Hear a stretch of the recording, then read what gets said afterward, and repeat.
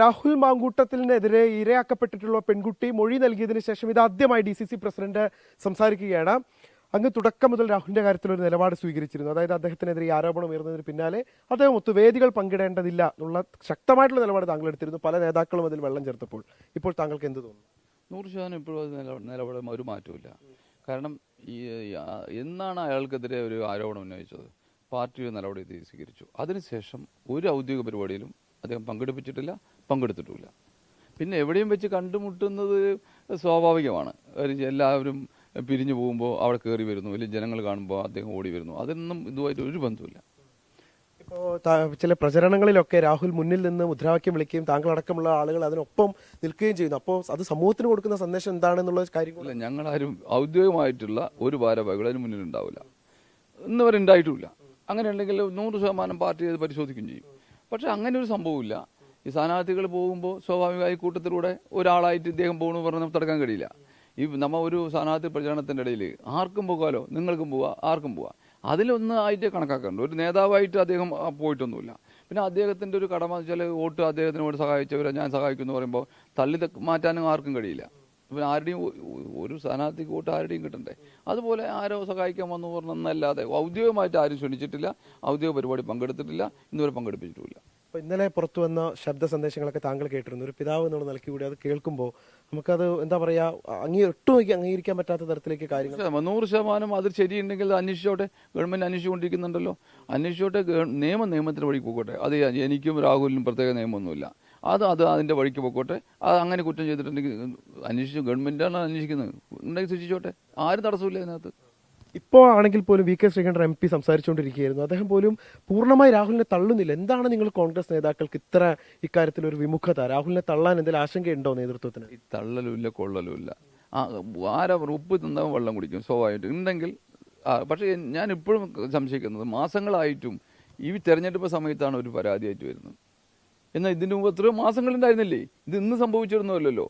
എന്തുകൊണ്ടാണ് അപ്പോൾ വന്നില്ല? അവിടെയാണ് എനിക്ക് സംശയമുള്ളത്, വേറെ ഒന്നുമില്ല. അദ്ദേഹം കുറ്റം ചെയ്തിട്ടുണ്ട്, പാർട്ടി മാറ്റി നിർത്തിയിട്ടുണ്ട്. 100% ശരി. ഞങ്ങളാരും പങ്കെടുപ്പിച്ചിട്ടില്ല. നിങ്ങളെല്ലാവരും പങ്കെടുത്തു പറയുന്നാൽ അദ്ദേഹം വന്ന ഓരോ പൊതുയോഗത്തിലോ അല്ലെങ്കിൽ വേറെ എവിടെയും ജനങ്ങൾ മീറ്റിംഗ് പിരിഞ്ഞു പോയിട്ട് ആ പ്രവർത്തകരെ കാണുമ്പോൾ കൈ കൊടുത്തതാണ് മീറ്റിംഗായി കണക്കാക്കുന്നത്. ഒരിക്കലും ഒരു ഔദ്യോഗിക മീറ്റിംഗ് പങ്കെടുത്തിട്ടില്ല. അദ്ദേഹം സ്ഥാനാർത്ഥി നിർണ്ണയത്തിൽ പങ്കെടുത്തിട്ടില്ല. ഈ പറഞ്ഞ ഏത് ചാനലും ഒരു സ്ഥാനാർത്ഥി നിർണ്ണയത്തിൽ പങ്കെടുത്ത് ഞാനാണല്ലോ ചെയർമാൻ. ഒരു കാരണവശാലും ഈ കോർ കമ്മിറ്റിയിലോ അതിൽ പങ്കെടുത്തിട്ടില്ല, ഒന്നും ചെയ്തിട്ടില്ല. പക്ഷേ ഇപ്പോൾ ഇത് വന്നു എന്ന് പറയുന്നത് സ്വാഭാവികമായിട്ടും ഈ ചെയ്യുന്നതൊക്കെ 4-5 മാസങ്ങൾക്ക് മുമ്പേ ചെയ്യാമായിരുന്നല്ലോ. ഉണ്ടെങ്കിൽ ഈ പോലീസ് പ്രത്യേകമായിട്ട് കേരള ഗവൺമെൻറ് അന്വേഷക സമിതി ഒരു കമ്മിറ്റി ഇത് വെച്ചിട്ടുണ്ടായിരുന്നല്ലോ. എന്തുകൊണ്ട് മൊഴി കൊടുത്തില്ല ഇത്ര കാലം വരെ? അവിടേക്കാണ് സംശയമുള്ളൂ, വേറെ ഒരു സംശയമില്ല. കുറ്റം ചെയ്തിട്ടുണ്ടെങ്കിൽ അത് ശിക്ഷിക്കണം, നിയമത്തിന് വഴി പോയിക്കോട്ടെ. രാഹുല് ജനങ്ങളാൽ തിരഞ്ഞെടുക്കപ്പെട്ടിട്ടുള്ള ജനപ്രതിനിധിയാണ്. അദ്ദേഹത്തിന് 3 നമ്പറുകൾ സ്വിച്ച് ഓഫ് ആണ്. അദ്ദേഹം എവിടെ ഉണ്ടെന്ന് അറിയില്ല. അദ്ദേഹം സ്വാഭാവികമായിട്ട് വേണ്ടത് ഈ അന്വേഷണവുമായിട്ട് സഹകരിക്കുകയല്ലേ? എന്താണ് DCC പ്രസിഡന്റ് എന്നുള്ള നിലയ്ക്ക് അങ്ങയുടെ നിലപാട്? 100% അദ്ദേഹം സഹകരിക്കുന്നതന്നെ എൻ്റെ വിശ്വാസം. തർക്കമൊന്നുമില്ല. ആൾ നേരത്തെ തന്നെ പറഞ്ഞിട്ടുണ്ടായിരുന്നല്ലോ. ആൾ ഇവിടെ ഞാനിതൊരു കാര്യം തരും, അദ്ദേഹം ഇവിടെ തന്നെ നിങ്ങൾ പറഞ്ഞ പോലെ എല്ലാം പബ്ലിക്കായി നടക്കണ്ടല്ലോ. നിങ്ങൾക്ക് അദ്ദേഹത്തിന് ഇന്നലെ ഉച്ചയ്ക്ക് ശേഷം അദ്ദേഹത്തെ കാണാൻ കിട്ടിയിട്ടില്ല. ഇന്നലെ വരെ ഇല്ലാത്തത് ഇന്നലെ ഒരു തോന്നുന്നത് ഞാനത് പൂർണ്ണമായി വിശ്വസിക്കുന്നു. ആ സംഭവം ആവണമെന്ന് മറ്റേ. പക്ഷേ അതൊരു കാര്യമുണ്ട്, ഗവൺമെൻറ് ഭാഗത്തുനിന്ന് നിയമത്തിൻ്റെ വഴി പോവുക. അദ്ദേഹം ചെയ്തിട്ടുണ്ടെങ്കിൽ അത് 100% അദ്ദേഹം കിട്ടും, സഹകരിക്കുകയും ചെയ്യും. തർക്കമൊന്നും വേണ്ട. അദ്ദേഹത്തിന് ഇപ്പോൾ സ്പെഷ്യൽ ബ്രാഞ്ചിൽ നിന്നടക്കം ലഭിക്കുന്ന ഒരു വിവരം, അദ്ദേഹത്തിന് ചില കോൺഗ്രസ് പ്രവർത്തകരുടെ പിന്തുണ കിട്ടുന്നുണ്ട് ഒളിവിൽ കഴിയുന്നതിന് വേണ്ടിയിട്ടാണ്. അങ്ങനെ ആരെങ്കിലും സഹായിച്ചു എന്നറിഞ്ഞാൽ DCC നടപടിയെടുക്കും?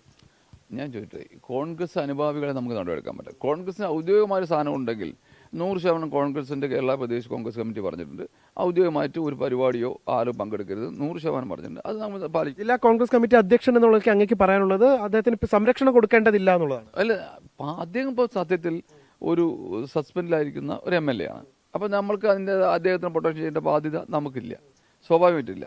പക്ഷേ അതുകൊണ്ട് നമ്മൾ മുഴുവൻ തള്ളി അല്ലെങ്കിൽ ഒരു ഡിസ്മിസ് ചെയ്യാത്തിടത്തോളം കാലം കോൺഗ്രസുമായി ബന്ധപ്പെട്ട് നിൽക്കുന്ന ഒരാൾ തന്നെ ഇല്ല എന്ന് പറയാൻ പറ്റത്തില്ല.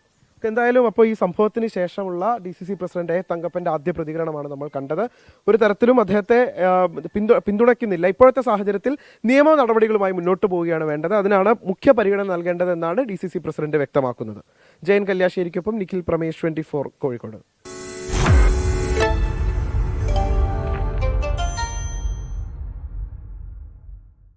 ലോകത്തെവിടെയായാലും ഏത് സമയത്തും 24 വാർത്തകളും ഓഗ്മെന്റഡ് റിയാലിറ്റി പാക്കേജുകളും എക്സ്പ്ലെയിനറുകളും വിശദമായി കാണാൻ ഞങ്ങളുടെ യൂട്യൂബ് ചാനൽ നിങ്ങൾക്ക് സബ്സ്ക്രൈബ് ചെയ്യാം.